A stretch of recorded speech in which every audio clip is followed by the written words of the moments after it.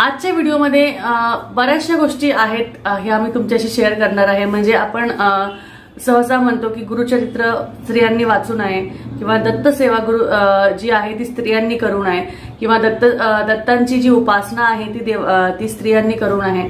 तर अशा प्रश्नांची उत्तरं मी आज तुम्हाला देणार आहे आणि हे असे उत्तरं नाही आहेत की तुम्हाला वाटले की मी कोण आहे ह्याचे उत्तर द्यायला, कारण असं कुठेच लिहिलेलं नाहीये आणि त्यानुसार मी सुद्धा सेवा करते। त्याच्यामुळे तुम्हाला मी हे सांगू इच्छित आहे की हे अशा कुठल्याच गोष्टी नाहीये। तुम्ही दत्त सेवा करू शकता, तुम्ही उपासना करू शकता, ह्यासाठी तुम्हाला वेगळ्या कुठल्याच गोष्टींची गरज नाहीये। फक्त काही गोष्टी आहेत त्या तुमच्या मनामध्ये हव्यात आणि व्यवस्थित पूर्ण पवित्र श्रद्धेने करायच्या आहेत आणि त्या गोष्टी तुम्ही पार पाडू शकता। तर आजच्या व्हिडिओमध्ये मी जे तुमच्याशी बोलणार आहे ते आहे म्हणजे स्त्रियांनी दत्तगुरूंची सेवा करायची की नाही, अथवा ती कशी करायची, उपासना ती कशी करायची आणि त्यातले नियम काय काय असतील, तर आपल्याला हे खूप महत्त्वाचं आहे।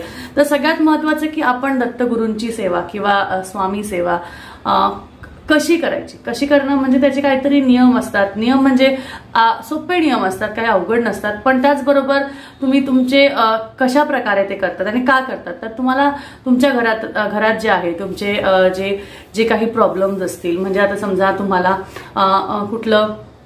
कुठली बाधा झाली आहे किंवा तुमच्या घरात सारखे भांडणं होतात किंवा आपण म्हणू शकतो पैसा टिकत नाही, मुलं चिडचिड करतात, घरात काही गोष्टी नीट होत नाही, सणासुदीला भांडणं होतात, अशा गोष्टी ज्या आहेत खूप साऱ्या असतात। तर त्यासाठी जर का आपल्याला आपल्या घरात आपल्या वास्तूमध्ये जर का आपल्याला देवाचा जर का वास कायम ठेवायचा असेल तर त्यासाठी आपल्याला कुठल्या ना कुठल्या गुरूंची सेवा करायची असते। कारण त्यानुसार काय होतं, तुम्हाला जे आहे तुम्हाला त्याने एक खूप पॉझिटिव्हिटी मिळते आणि त्याचबरोबर तुम्हाला एक मी म्हणू शकते की असा आपण म्हणतो ना की एक कुठे निगेटिव्हिटी मध्ये न जाता एक मार्ग मिळतो की तुम्हाला नक्की काय करायचंय, कसं करायचंय आणि भटकत नाही आपण कुठल्याच गोष्टींपासून। तर त्यामुळे ह्या गोष्टी महत्त्वाच्या आहेत। तर दत्तगुरूंची सेवा आपण कोणीही करू शकतो। दत्तगुरूंचे 4 अवतार आहेत। दत्तगुरूंचे अवतार म्हणजे पहिले दत्तगुरू, त्यानंतर श्रीपाद श्रीवल्लभ महाराज, त्यानंतर श्री नरसिंह सरस्वती भगवान आणि त्यानंतर श्री स्वामी समर्थ महाराज। तर यांची सेवा आपल्याला रोज नित्यनेमाने सेवा करायलाच हवी। खूप साधी सोपी आहे, त्यामुळे नक्कीच केली तर तुम्हाला त्याचे फायदे मिळतील, तुम्हाला परिणाम कळतील आणि अगदी अवघड काहीच नाही। देवाला काहीच नकोय, पवित्रतेने तुम्ही खूप सोप्या पद्धतीने जर का तुम्ही ह्यांचे गोष्टी केल्या तरी खूप तुम्हाला तुमच्या मनासारख्या गोष्टी मिळू शकतात, तुमच्या इच्छा पूर्ण होऊ शकतात। त्याचबरोबर तुम्ही का करावी जर का विचारलं तर आपल्या बऱ्याच अडीअडचणी असतात। काही लोकांना समजा मूलबाळ होत नाही, नोकरी लागत नाही किंवा बरेचसे प्रॉब्लेम्स असतात, असे काहीही कुठलेही असतात, म्हणजे बऱ्याचशा गोष्टी असतात। जर का तुम्हाला त्यावर मात करायची असेल तर तुम्हाला कोणाचा तरी हात धरायचा असतो। आपण जेव्हा म्हणतो आपल्याला कुठला तरी निर्णय घ्यायचा आहे तर आपण मोठ्यांशी बोलतो किंवा त्यांना विचारतो।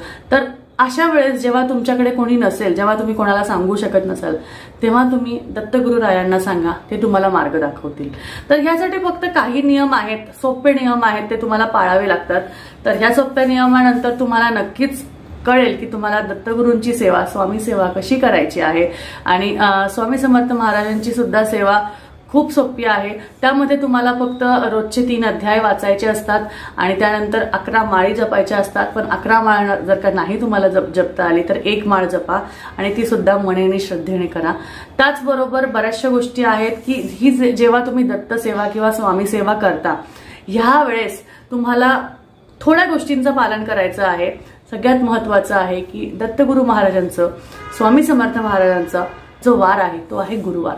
गुरुवार जो आहे तो खूप शुभवार मानला जातो। महालक्ष्मीचा सुद्धा वार जो आहे तो गुरुवार मानला जातो, शुक्रवारही मानला जातो, पण गुरुवार हा खूप शुभवार आहे, दत्तगुरूंचा वार आहे। त्यामुळे तुम्ही बघू शकता बरेचसे लोक आहेत ते जर का नॉन व्हेजिटेरियन असतील किंवा मांसाहार करत असतील तर ते गुरुवारी ते खात नाही।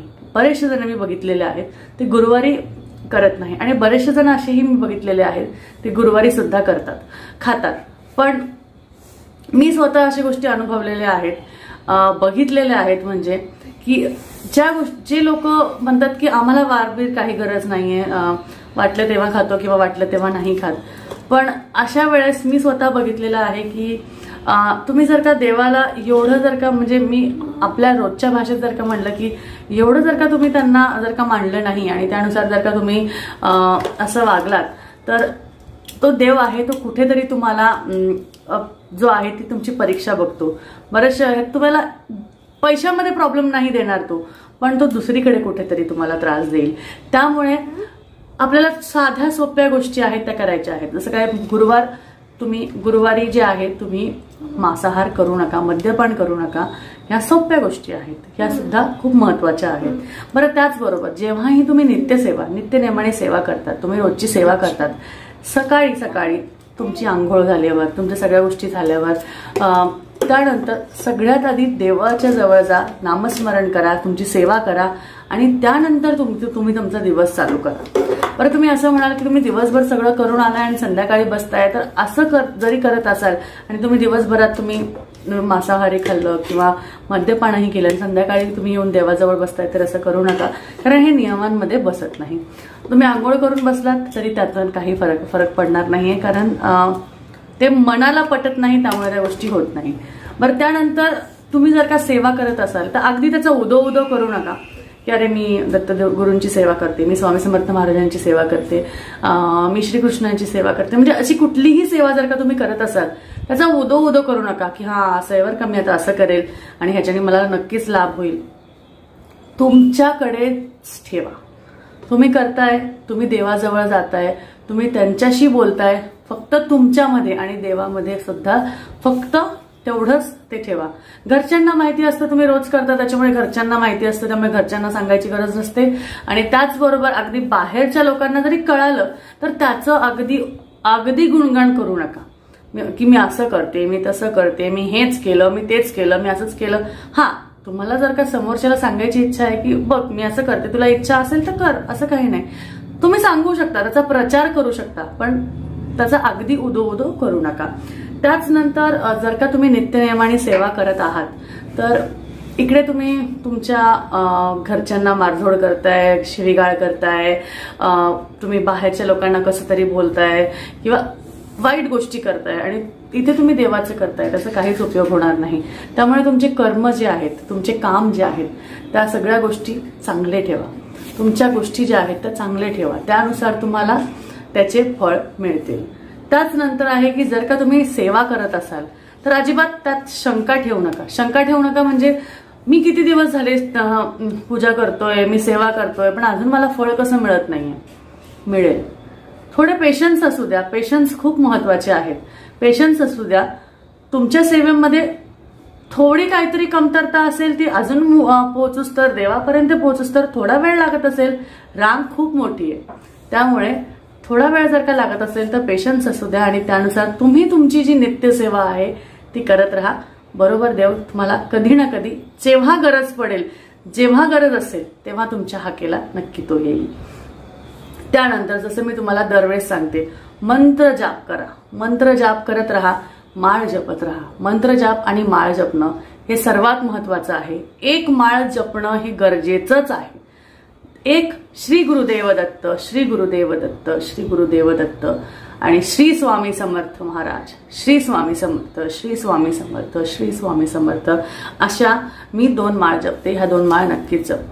त्यानंतर जसं मी सांगितलं होतं तुम्हाला, दरवेळेस मी सांगते की मी माझ्याकडे यंत्र आणून ठेवलंय, त्यामध्ये माझ्या घरभरात तो मंत्र जाप कायम चालू असतो.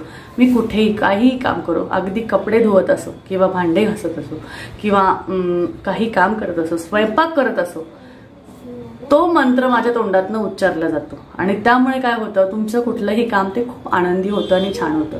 त्यामुळे त्यानुसार तुम्ही तुमच्या गोष्टी करू शकता. तर ह्या खूप साध्या सोप्या गोष्टी आहे की तुम्हाला मांसाहार मद्यपान करायचं नाहीये, उदो करायचं नाहीये, चांगले कर्म ठेवायचे आहेत आणि त्यानंतर शंका ठेवायची नाहीये आणि सगळ्यात महत्वाचं मंत्र जाप आणि माळ जपत राहायची आहे. माळ नाही जपायला भेटली, मंत्र जाप करत राहा. दिवसभरात स्वामींचं नाव घेत राहा, दत्तगुरूंचं नाव घेत राहा. तुम्हाला सगळ्या गोष्टी भेटतील. तर ह्या साध्या सोप्या गोष्टी आहेत, नक्कीच करून बघा, तुम्हाला त्याचे लाभही नक्कीच भेटतील. तर मला वाटतं तुम्हाला आजचा व्हिडिओ नक्कीच आवडला असेल आणि त्याचबरोबर तुम्हाला जी माहिती भेटली असेल, जर का त्यातनं तुम्हाला काही शंका असतील तर तुम्ही नक्कीच मला कमेंटमध्ये लिहून सांगू शकता.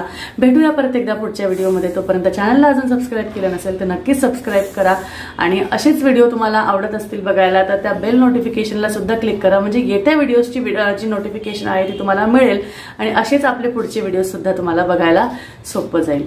भेटूया परत एकदा पुढच्या व्हिडिओमध्ये. श्री गुरुदेव दत्त.